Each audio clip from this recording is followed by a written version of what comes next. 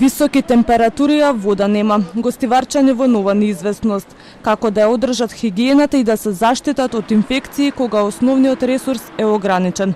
По хидричната епидемија, Комисијата за заразни болести предупредува и на можен ризик од жолтица. Ние како комисија алармиравме на време да не се опушти здравствениот систем, дека можно е покрај овие цревни причинители да имаме појава и на хепатит А, но и на хепатит Е, зашто нормално благовремено е известено Министерството и сите здравствени власти во државата. Многу причинители една епидемија и се уште без конкретен виновник. Комисијата вели дека ваквата слика не е невообичаена кај ваквите епидемии, кога во организмот може да се најдат различни вируси и бактерии поради мешање на чиста и неисправна вода.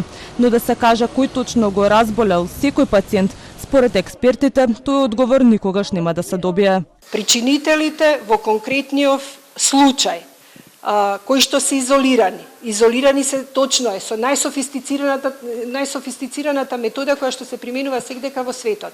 Меѓутоа, златен стандард по однос на бактериите е копрокултурата. Како што сте известени од министерот, нормално и од другите релевантни институции, вие знаете дека копрокултурите сега кај сите пациенти се негативни.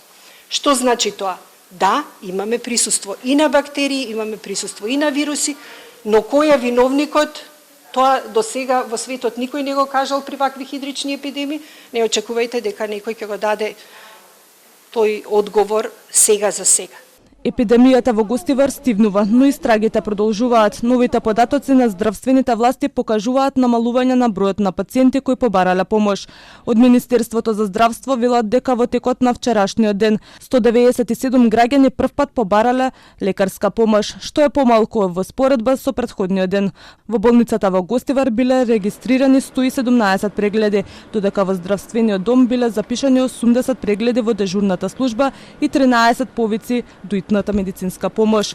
Од Комисијата за заразни болести апелираат граѓаните и понатаму да ги почитуваат препораките и да не ја користат водата од чешма се до добивање нови официјални резултати.